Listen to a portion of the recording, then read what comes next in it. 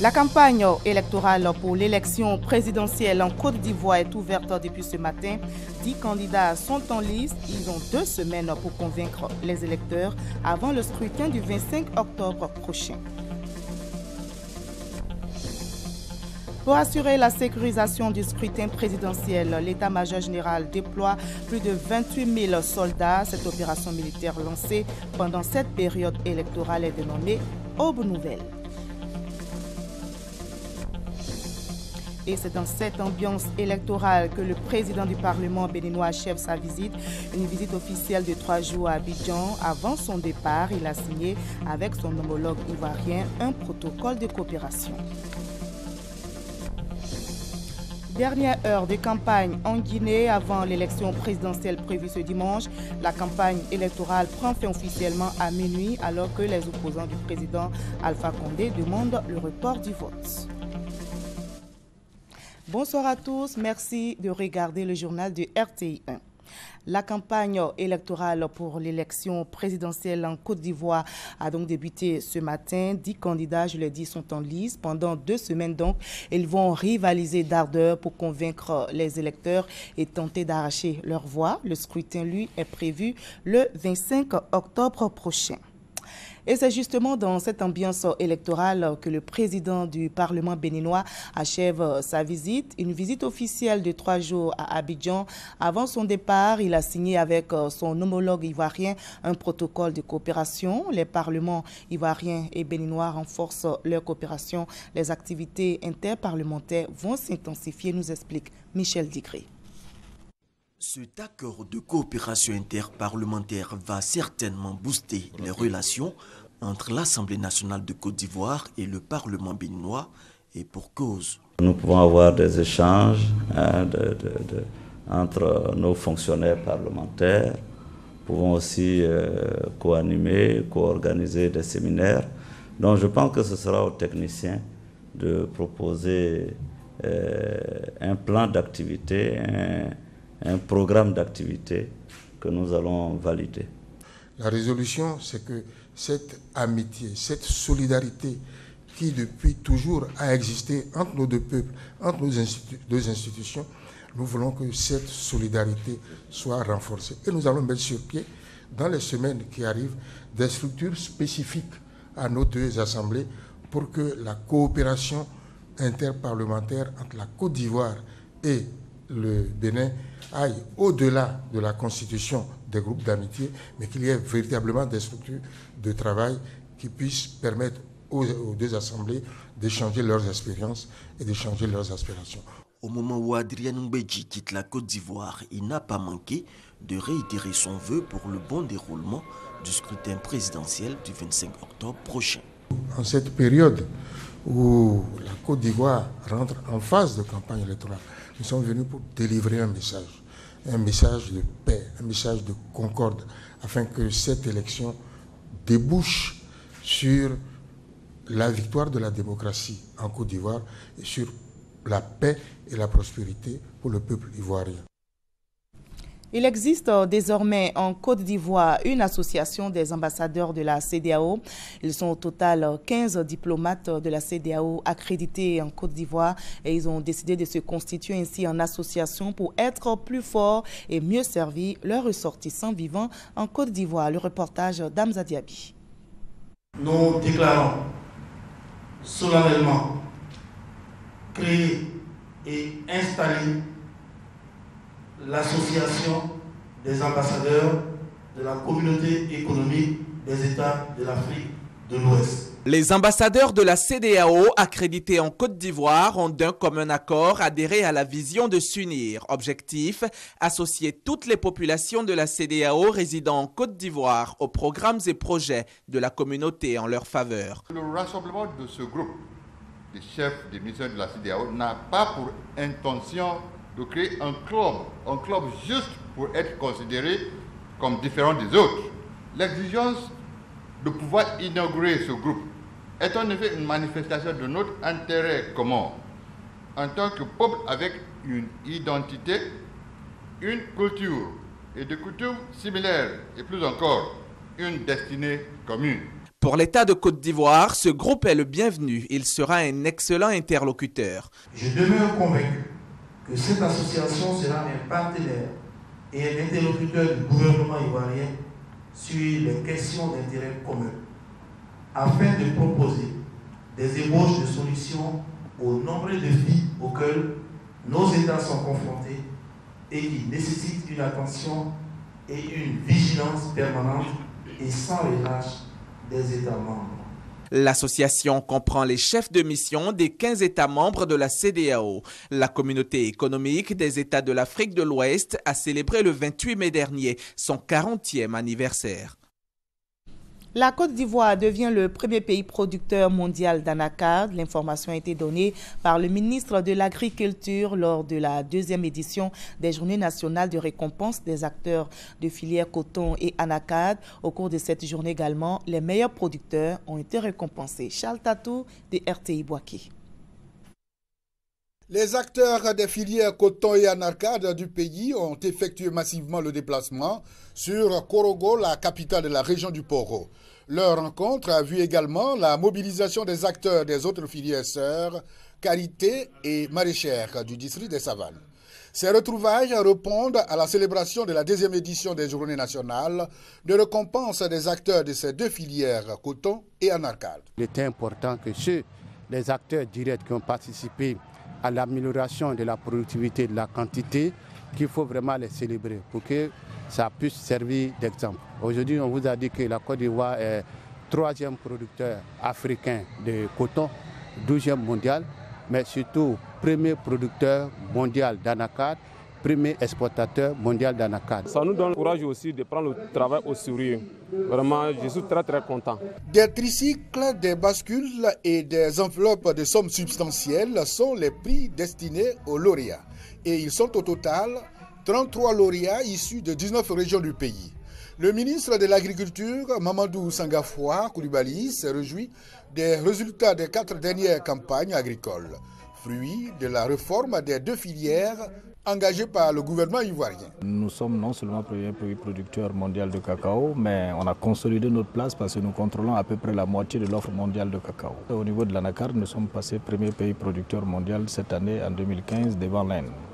En attendant les années à venir, je n'ai pas de doute que dans quelques années, nous serons à 1 million de tonnes. Mais ce que je voulais vous dire qui tient à l'État de Côte d'Ivoire et au gouvernement, c'est la structuration de chaque filière. Là, toutes les filières vont connaître une structuration en interprofession. Rendez-vous est donc pris pour la 3e édition.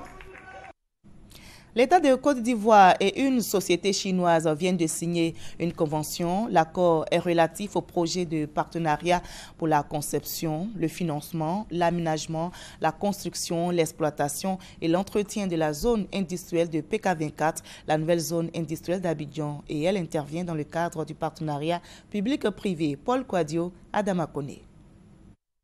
L'État de Côte d'Ivoire et l'entreprise chinoise China Abo Engineering Company CHEC ont signé une convention cadre relative au projet de partenariat pour la conception, le financement, l'aménagement, la construction et l'exploitation de la zone industrielle PK24, la nouvelle zone industrielle d'Abidjan. Ce projet concerne une parcelle de 209 hectares sur les 940 que couvre la zone industrielle PK24. Il s'inscrit dans le cadre du partenariat public-privé. C'est une nouvelle expérience. Donc ce que nous souhaitons, c'est de mettre à la disposition des industriels une zone très moderne, extrêmement efficace, pour leur permettre d'être très compétitifs dans leurs activités industrielles. Donc c'est ce qui va être fait. Et aujourd'hui, nous avons donc signé l'accord cadre qui définit les grands axes pour pouvoir donc finaliser rapidement l'accord de partenariat public-privé. Les discussions se poursuivent entre l'État de Côte d'Ivoire et la CHEC pour déterminer la durée de concession et le montant des investissements. Nouveau symbole de la coopération sino-ivoirienne, la société chinoise spécialisée dans le bâtiment et les travaux publics souhaite à travers la réalisation de ce projet participer à la construction et à l'investissement infrastructurel ivoirien. Site d'hébergement de grandes entreprises locales et étrangères, la zone industrielle PK24 4e zone industrielle d'Abidjan, après celle de Vridi, Koumassi et Yopougon, va vitaliser le développement industriel ivoirien. La norme de qualité ISO 9001 vient de publier sa nouvelle version 2015. L'Association ivoirienne de normalisation organise donc un séminaire pour informer les entreprises sur les évolutions de cette nouvelle norme. Des experts de la qualité et plusieurs chefs d'entreprise participent à ce séminaire. Le reportage est signé Justine Seydike. Une entreprise de qualité obéit aux exigences des systèmes de management de la qualité. La marque de cette qualité, c'est la norme ISO 9001, dont une nouvelle version vient d'être publiée par l'Organisation internationale de normalisation ISO 7 ans après sa version de 2008. Cette nouvelle version 2015 présente de nombreux avantages et prend en compte certains aspects ignorés par la version précédente. Aujourd'hui, on parle de prise en compte du contexte de l'entreprise, on parle de l'approche par le risque, on parle également de l'implication du personnel parce que justement, pour que l'entreprise puisse aboutir à sa finalité, elle doit également prendre en compte les besoins de son personnel en termes de développement de compétences. Ce séminaire pour instruire les entreprises sur les évolutions de cette nouvelle norme, notamment sa structure et les changements.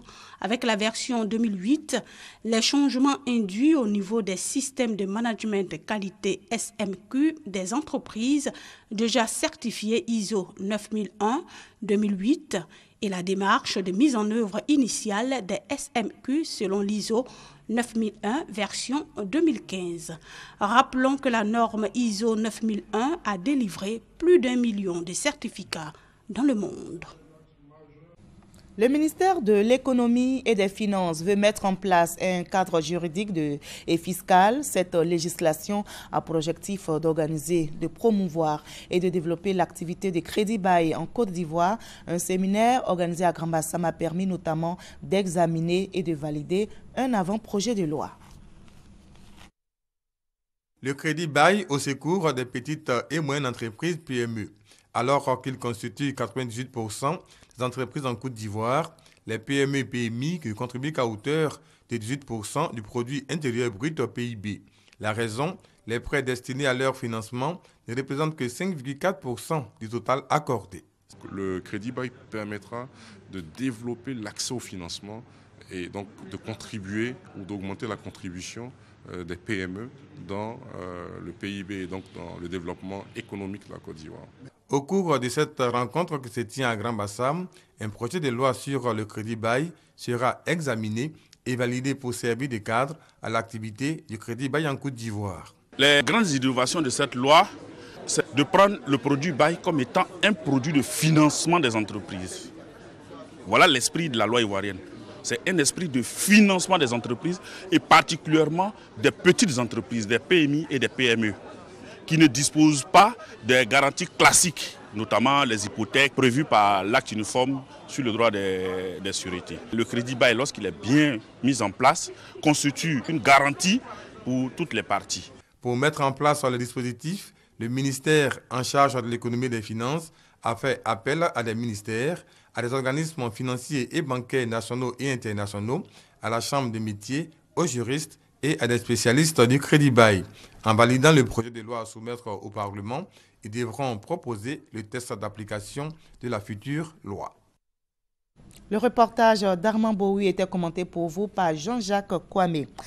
Gouvernance des eaux partagées, gestion des conflits, diplomatie de l'eau, négociation et partage des bénéfices, autant de sujets débattus par les acteurs du bassin du lac Tchad et de l'Union du fleuve Mano. 27 acteurs au total sont ainsi formés en vue d'un partage d'expériences et de gestion des ressources naturelles. Isaïo Franco Quadio. Former et partager les expériences de gestion entre les acteurs du bassin du lac Tchad et de l'Union du fleuve Mano. Tel est l'enjeu de l'atelier régional de formation à l'intention des acteurs de l'eau qui a lieu à Abidjan. Pendant 3 jours, des experts en développement des États vont définir un cadre institutionnel commun de gestion intégrée des ressources en eau. L'objectif global de la rencontre d'Abidjan vise à former 27 acteurs des bassins du lac Tchad et du fleuve Mano sur la gouvernance de l'eau, la négociation, le partage des bénéfices et le développement des expériences dans chaque espace. L'enjeu, c'est de renforcer les capacités des acteurs et chacun au retour dans son domaine de compétences, utiliser cette capacité renforcée à mieux encadrer les acteurs dont il a en charge. Et nous savons très bien qu'au sein d'un bassin versant, nous avons beaucoup d'activités socio-économiques telles que l'agriculture. Si elle n'est pas conduite à travers donc, des bonnes pratiques, nous avons tous la dégradation des sols qui entraîne bien sûr l'ensablement des cours d'eau. Convaincu de la nécessité de la rencontre d'Abidjan, le représentant du ministre des Eaux et Forêts a exhorté les pays à privilégier l'esprit de concertation dans la gestion des eaux. Nous nous devons de gérer nos ressources en eau de façon concertée afin de garantir son utilisation rationnelle et durable. Cela dans le but donc de prévenir ou éviter tout conflit qui pourrait survenir dans nos régions. Cet atelier de formation qui permettra aux participants d'avoir des connaissances sur la gestion transfrontalière de l'eau.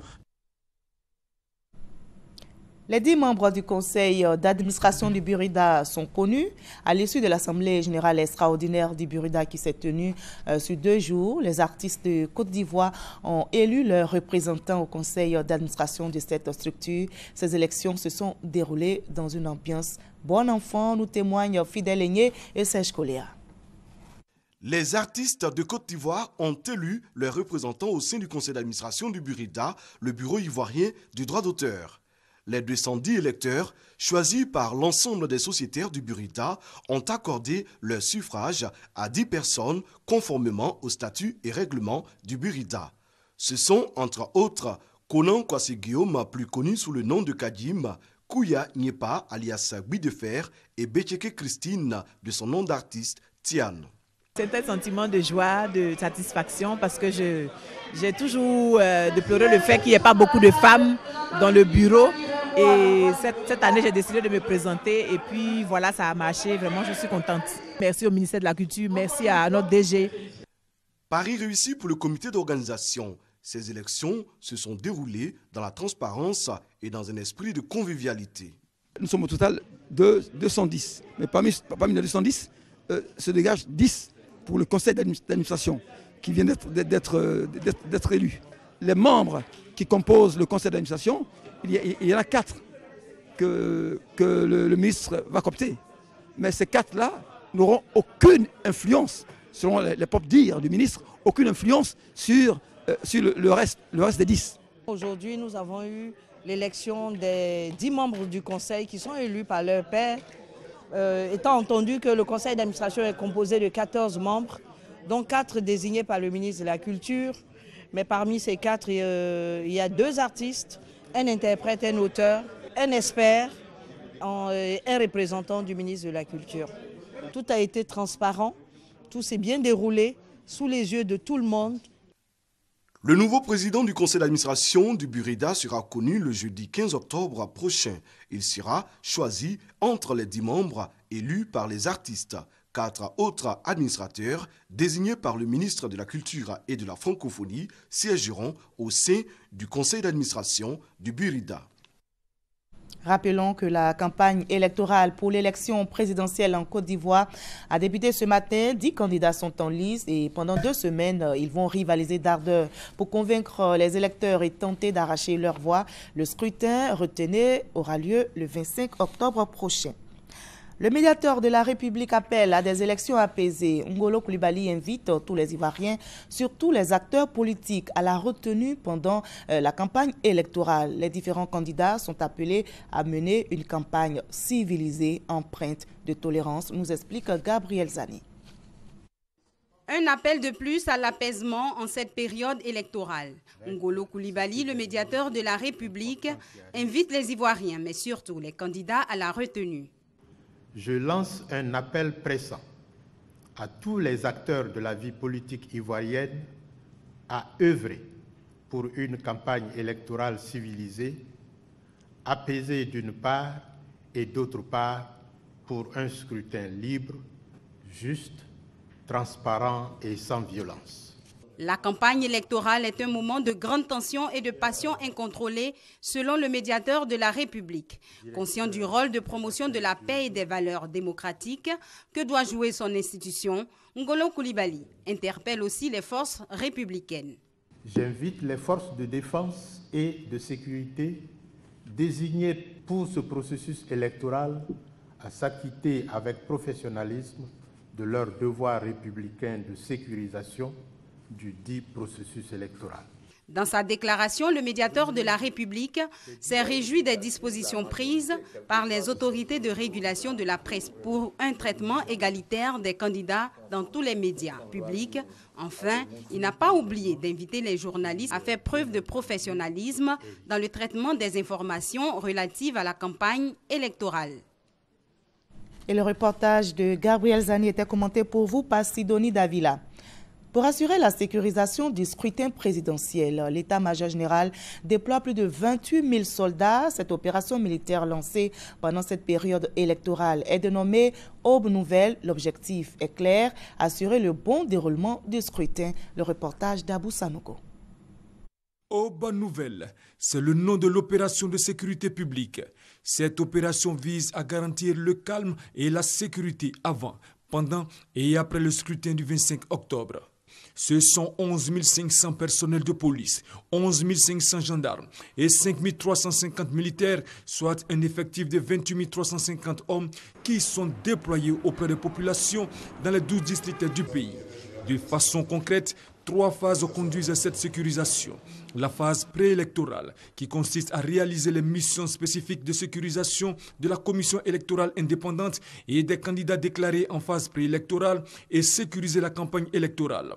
Le jour de l'élection, déployer au moins un binôme mixte de policiers et de gendarmes dans chacun des 10 621 lieux de vote et sécuriser à la demande de la commission électorale indépendante tout le processus de transfert des résultats, du matériel électoral et leur stockage provisoire. Et en phase post-électorale, garantit la paix sociale après la proclamation des résultats. Je voudrais réitérer l'engagement de FRC, de la gendarmerie nationale et de la police nationale à offrir aux populations ivoiriennes et à celles que nous font l'honneur de vivre en Côte d'Ivoire un climat apaisé durant cette joute électorale. Encadrer, rassurer et protéger sont les maîtres mots de ce plan de sécurisation. Les forces ivoiriennes sont appuyées à plusieurs niveaux avec 600 hommes de la force de l'opération des Nations Unies en Côte d'Ivoire. Le but de ce déploiement de force est de rassurer les populations, dissiper leurs craintes et leur permettre d'exercer leurs droits civiques en toute sérénité. La police nationale se mobilise aussi pour la sécurisation du scrutin présidentiel. Des officiers sont en formation et s'imprègnent de certains outils afin de contribuer à la pacification des élections. On retrouve Abou Sanogo. Un séminaire de formation dédié à la sécurisation des élections. Il concerne 35 préfets de police, chefs de district et commandants d'unités d'intervention de la police nationale. Il a pour objectif de doter les personnels des services et unités d'intervention de la police des outils à même de leur permettre d'assurer avec efficacité la sécurisation de l'élection présidentielle et des autres scrutins dans le strict respect des droits des citoyens. Il s'agit en effet d'une manière globale d'assurer avec satisfaction la sécurisation de l'élection présidentielle, en vue d'un scrutin apaisé et sans heurts de façon spécifique, rappeler aux cadres leur mission au cours des différentes étapes du processus électoral et leurs responsabilités vis-à-vis de leurs collaborateurs afin qu'ils puissent les appréhender, les exécuter dans le strict respect de la loi et les droits du citoyen. Le projet d'appui au renforcement des capacités de la police nationale est financé et conçu par la JICA, l'agence japonaise de coopération internationale, mise en œuvre par le PNUD et l'ambassade du Japon. Il est donc indispensable que le processus électoral soit libre, démocratique et surtout qu'il se passe dans un climat apaisé. Vous comprenez donc le ferme engagement du Japon accompagné à la Côte d'Ivoire dans ce sens. Une initiative saluée par la Commission électorale indépendante pour la sécurisation des élections. 11 500 agents de police sont déployés sur l'ensemble du territoire national. Le ministre du Pétrole et de l'Énergie, Adama Tungara, vient de tenir une rencontre avec le directeur général de l'Énergie et les directeurs généraux du secteur de l'électricité. Le but, arrêter un plan de sécurisation de la fourniture de l'électricité pendant cette période électorale. Armand Boui, Jean-Jacques Kwame. Nous avons une réunion avec les gaziers, les IPP, les producteurs d'électricité. Il s'agissait pour nous de faire le point des dispositions qui doivent être prises pour la sécurisation de la fourniture d'électricité pendant la période de l'élection présidentielle. Ces mesures prises par le gouvernement visent à assurer le bon fonctionnement des sites de traitement des données de la CEI, Commission électorale indépendante, et renforcer l'éclairage public. Ces mesures concernent également les quartiers généraux des candidats. Nous avons pris la décision de sécuriser l'approvisionnement d'électricité à tous les candidats à l'élection présidentielle. Donc les QG des candidats à l'élection présidentielle 2015 seront sécurisés. Nous ne voulons pas que les candidats nous accusent d'avoir coupé l'électricité dans leur QG. C'est pour ça que la première fois dans l'histoire de notre pays, nous allons nous assurer qu'il n'y ait pas de coupure là-bas. Nous allons faire les installations qu'il faut et nous allons même mettre en appui des groupes électrogènes dans tous les QG des candidats. Nous allons aussi nous assurer que les points sensibles du point de vue sécurité et défense nationale soient approvisionnés de façon parfaite. Le secteur de l'électricité rassure de la pérennité de l'approvisionnement en gaz pour les centrales, du bon fonctionnement des ouvrages de production, le transport et la distribution. Ces dispositions seront mises en œuvre avant, pendant et après la campagne électorale et le scrutin. Ces mesures prennent fin après la proclamation définitive des résultats de l'élection présidentielle par le Conseil constitutionnel. La FPU, la Fédération pour la paix universelle, apporte sa contribution pour des élections apaisées. Elle a initié une réflexion autour du thème « Partenariat pour la paix et responsabilité citoyenne » en vue d'exhorter les Ivoiriens à la culture de la paix et du vivre ensemble. La paix, ce n'est pas un vain mot, c'est un comportement. Pourtant, des comportements entraînant des crises sociopolitiques et économiques à travers le monde mettent en péril cette paix. Cependant, il est encore possible de la sauver et de la préserver, comme le préconise la Fédération pour la paix universelle. Elle a une recette et exhorte les Ivoiriens à s'en approprier. Nous souhaitons que tous les Ivoiriens aujourd'hui deviennent des partenaires pour la paix et qu'ils aient des comportements responsables, c'est-à-dire citoyens, en prenant pour appui leur conscience, pour faire en sorte que, quels que soient les événements à venir, il reste digne. Pour réussir sa mission, elle s'appuie sur les ambassadeurs de paix, les délégués d'ONG, les leaders religieux et les chefs traditionnels outillés à travers cette conférence sur le partenariat pour la paix et la responsabilité citoyenne. Cette conférence prononcée à l'occasion de la Journée internationale de la paix est une invite de la Fédération pour la paix universelle section Côte d'Ivoire à une culture de la paix, à la coopération entre les religions, à la prévention et à la résolution des conflits. Elle entend organiser des activités pour la préservation de la paix avant, pendant et après la présidentielle d'octobre prochain.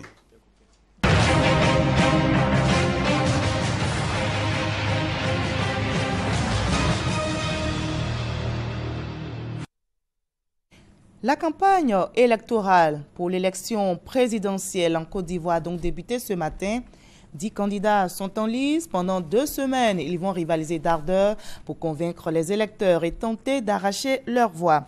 Le candidat indépendant Konan Kouadio Siméon, à l'instar de bien d'autres candidats engagés dans cette présidentielle, a entamé sa campagne en ce premier jour. Il a expliqué aux journalistes les raisons de sa candidature. C'était en présence de Thomas Kessambi. Abidjan Plateau. avenue de la Fosse prolongée. Cité Esculape, bâtiment I, 2e étage. C'est ici que Konakwadio Siméon, Kakaes, candidat indépendant, sous le porte-étendard, le neutre réconciliateur, élit son quartier général pour sa 2e participation consécutive à la présidentielle ivoirienne. C'est un candidat à la fois serein et rassénéré pour l'expérience qu'il a désormais de la compétition qui accorde des audiences. Il faut aller vite, mais bien surtout. 15 heures, comme prévu. Konakwadio Siméon peut échanger avec ce monde. C'est un leader, un berger à la limite qui instruit ses directeurs de campagne. Il nous faut convaincre pour vaincre avec la force des idées. Hommes et femmes de conviction, je vous compte dessus, dira-t-il avant de s'adresser à la presse. Je le fais, vous le savez, non pas par rapport à une ambition personnelle. Je le fais parce que je me sens dans un appel et je n'ai cessé de le répéter. L'œuvre de la réconciliation est maintenant une œuvre qui ne peut être réussie que par une personnalité suffisamment à équidistance des différents protagonistes, une personnalité indépendante, une personnalité affranchie de toute tutelle politique. Je pense être cette personne, je suis cette personne, et voilà pourquoi je suis candidat à l'élection présidentielle et que je sollicite le suffrage de mes compatriotes. Chants religieux, abidjanaise et prières dans le respect des différentes croyances. Konakwadio Siméon, avec la foi d'un apôtre et les siens, restait convaincu d'un triomphe certain pour la suite. Pour ce premier jour de campagne, le candidat du RHDP, Alassane Ouattara, était à la place Jean-Paul II de Yamoussoukro. Il s'est ensuite rendu dans sa ville natale à Dimbokro où il a animé un meeting. Ricardo Zama pour le reportage. Alassane Ouattara en course pour le palais présidentiel, saison 2, premier épisode. La scène s'ouvre sur 2 symboles. Elle se déroule sur la terre natale du feu premier président de la Côte d'Ivoire indépendante, Félix Houphouët-Boigny. Et à la place Jean-Paul II, où en septembre 90, le souverain pontife lança ce présage propitiatoire pour une Côte d'Ivoire prospère et prête à relever tous les défis dans un élan de solidarité. Héritage et témoignage enthousiaste de ce discours apotropaïque chargé de bénédiction, la sortie massive et impressionnante des populations des lacs et autres régions du pays, convaincu qu'Alassane Ouattara incarne au plus haut point les atouts qui peuvent sauver et illuminer la Côte d'Ivoire. Deuxième épisode, Dimbokro, terre d'enfance du candidat Alassane Ouattara, et le stade Koné-Samba-Ambroise. Encore des symboles. La mobilisation est parlante et forcément ravigotante pour le candidat du RHDP. C'est une belle journée, vraiment une journée fantastique. Les populations sont heureuses de mon bilan et nous allons faire encore plus au prochain mandat. Ce que je souhaite, c'est une forte participation pour bien montrer que la crise est terminée, que la Côte d'Ivoire est en train d'avancer et que tous les Ivoiriens profiteront de cette prospérité. Je suis fier de mes concitoyens. Je vous les appelle à aller voter massivement le 25 octobre. Merci à tous.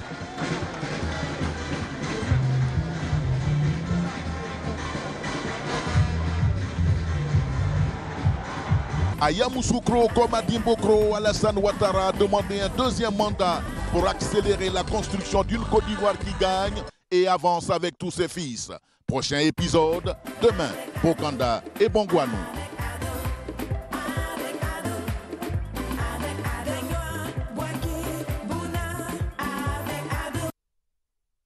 Kouado Konan-Bertin, l'un des candidats à ce scrutin présidentiel, s'est rendu à Serikpa-Lilié, c'est dans la sous-préfecture de Lakota, pour ce premier jour de campagne. Il est allé annoncer officiellement sa candidature, nous dit Ange Assoukro.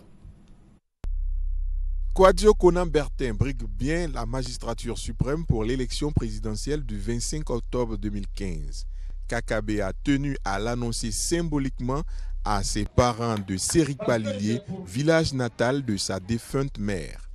Une annonce que les populations de Serikpa-Lilié et des villages environnants de la sous-préfecture de Lakota ont accueilli avec beaucoup d'enthousiasme.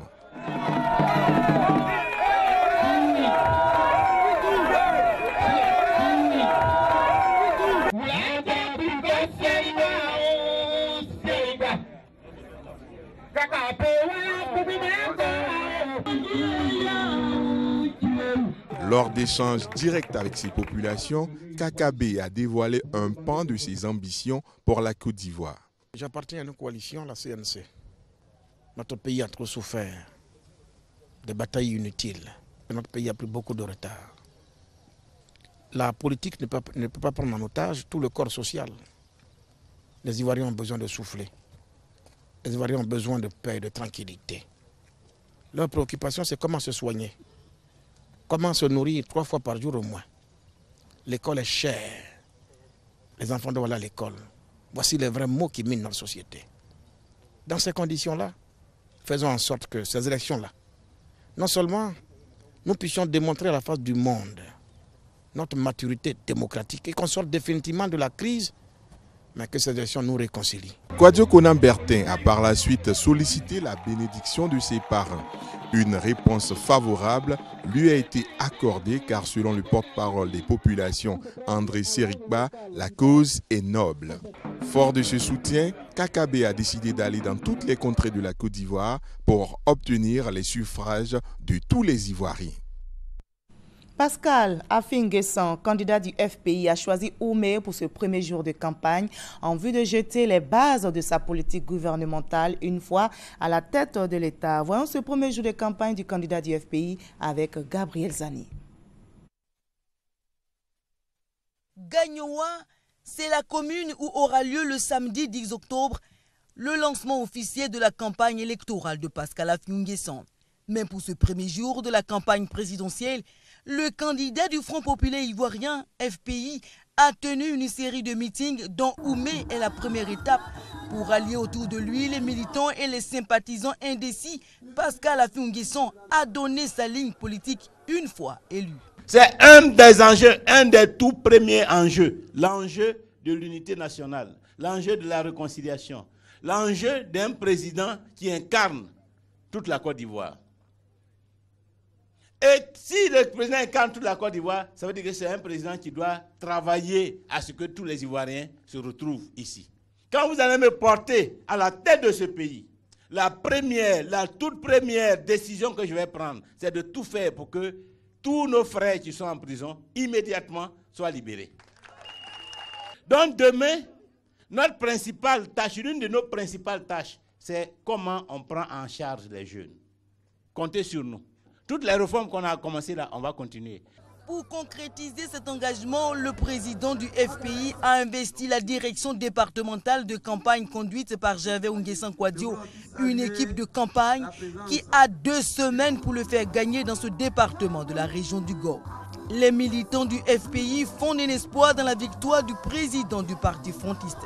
Un espoir nourri à juste titre, car Affi-N'Guessan affirme avoir les clés des prisons dans lesquelles sont enfermés Laurent Gbagbo et bien d'autres membres du Front populaire ivoirien. Pressé par le temps et le nombre de localités à visiter, le président du FPI se positionne comme le candidat du changement. Dans le sud Comoé, la campagne présidentielle a démarré avec le candidat indépendant Nyambo Kakou. Il était à Etioboué et Mowa dans le département d'Adiaké où il a présenté son programme aux populations. Le reportage d'Ami Sissoko. Vendredi 9 octobre 2015, il est 12 h. Etioboué, sous-préfecture du département d'Adiaké, à plus de 70 km d'Aboasso. Centre polyvalent Léon Amondji. Des portraits du candidat indépendant Nyambo Kakou, une foule en liesse accompagnée par la fanfare. C'est le début de la campagne présidentielle chez le peuple Bétibé. Et c'est chez ses parents que Nyambo Kakou est venu prendre l'onction.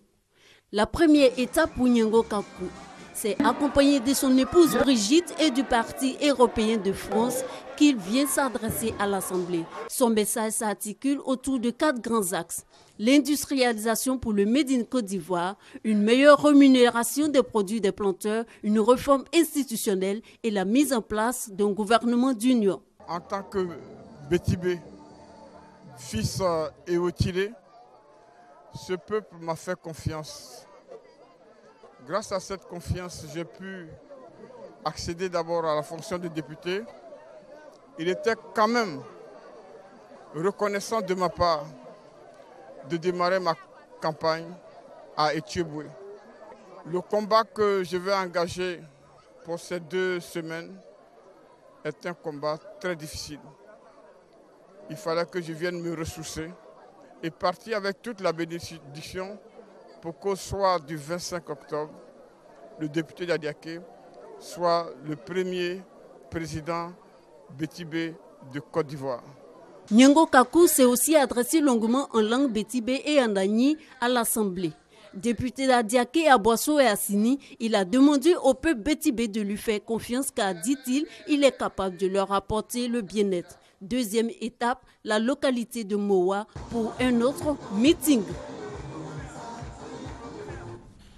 Le candidat Charles Konambani, président de la Coalition nationale pour le changement CNC, a accordé plusieurs audiences à son cabinet privé pour ce premier jour de campagne. Il a aussi lancé un appel à des élections apaisées, nous explique Alexis Ouedraogo. Une journée consacrée à des audiences. Charles Konambani, candidat à la présidentielle 2015, a reçu à son cabinet privé plusieurs structures, l'Union européenne, le NDI, National Democratic Institute, ainsi que la Commission nationale des droits de l'homme. Il s'est agi au cours de ces rencontres pour lui de s'assurer des dispositifs clairs entourant cette période électorale pour que les populations puissent librement exprimer leur choix. Notre pays a besoin de paix.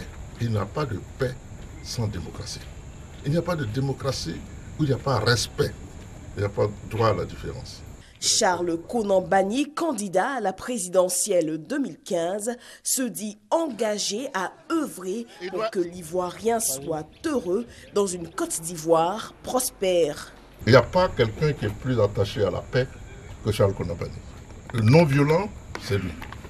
C'est lui qui accepte de jouer au sage. Je veux être le sage du village. Je sais beaucoup de choses, mais ça ne sert à rien. Parce que ça ne peut pas servir à la Côte d'Ivoire. Tous ceux qui divisent les Ivoiriens, je ne vais pas très contre eux. Il a invité les populations à sortir massivement pour son meeting de lancement de campagne samedi 10 octobre à Dabou, dès 14h au stade de la ville. Notre première sortie aura lieu à Dabou. On choisit Dabou pour après-midi. Tous ceux qui divisent les Ivoiriens, je ne vais pas très contre eux. Je suis pour l'union. Nos petites querelles ne sont rien face à l'intérêt du peuple de Côte d'Ivoire. L'Union des socialistes présents au terme de cette journée a elle aussi réaffirmé son soutien au candidat Charles Konambani, candidat à la présidentielle 2015 en Côte d'Ivoire. Hors de la Côte d'Ivoire, dernière heure de campagne en Guinée. Avant l'élection présidentielle prévue ce dimanche, la campagne électorale prend fin officiellement aujourd'hui à minuit. Alors que les opposants au président Alpha Condé demandent le report du vote, les candidats de l'opposition voulaient d'ailleurs se réunir ce matin même, mais le rendez-vous a finalement été reporté car la situation, comme le voyez, est toujours tendue à Conakry. Ils sont 8 candidats à briguer la magistrature suprême en Guinée au nom des favoris Sidia Touré et Selou Dalen Diallo. En attendant le verdict des urnes au soir du 11 octobre, nos envoyés spéciaux en Guinée les ont rencontrés. Ils se disent plus déterminés que jamais. Christelle Menant. Jour J-2, nous sommes dans le dernier virage de la course à la présidentielle en Guinée. Les derniers meetings sont capitaux et c'est à qui mobilisera le plus de partisans. Après les tournées à l'intérieur du pays, Conakry, situé en Guinée-Maritime, est le point de chute. La 4e région sera le faiseur de roi de cette élection. Première à faire son entrée dans la capitale, Sidia Touré.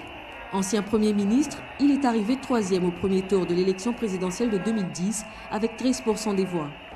Les principales artères menant au Palais du Peuple sont encore envahies quand le meeting débute. Nous avons besoin de redresser notre pays. Nous avons besoin de donner de l'emploi à nos jeunes. Nous avons besoin d'aider nos parents à avoir une vie meilleure. Et pour cela, la seule solution, c'est de mettre le RPG et son président dehors. Et puis, il y a Selou Dalen Diallo de l'Union des forces démocratiques, une coalition de partis d'opposition. Ancien ministre et Premier ministre sous Lansana Conté, il est arrivé deuxième en 2010 avec 40% des voix. C'est un déferlement de partisans qui l'accompagnent depuis l'entrée de la ville jusqu'au palais du peuple. De sécurité, il faut que l'élection soit reportée, que la CENI soit renforcée conformément aux dispositions de l'accord du 20 août, parce qu'on ne fait pas confiance à cette CENI. On ne pourra pas accepter des résultats qui seraient contraires au choix du peuple. À cette demande du report de l'élection, le président Condé dit s'en tenir à la commission électorale qui, elle, estime que tout est fin prêt. S'il y en a qui peuvent sérieusement faire pencher la balance électorale guinéenne, ce sont ces deux candidats. L'un joue sa dernière carte, Sidya Touré sera atteint par la limite d'âge en 2020. Les deux opposants jouent leur va-tout dans cette campagne, promesse contre bilan du président sortant. Rappelons en Côte d'Ivoire que la campagne électorale pour l'élection présidentielle a débuté ce matin. 10 candidats sont en lice. Pendant 2 semaines, ils vont donc rivaliser d'ardeur pour convaincre les électeurs et tenter d'arracher leur voix. Le scrutin, lui, est prévu le 25 octobre prochain. Fin de ce journal. Merci à vous tous de votre aimable attention.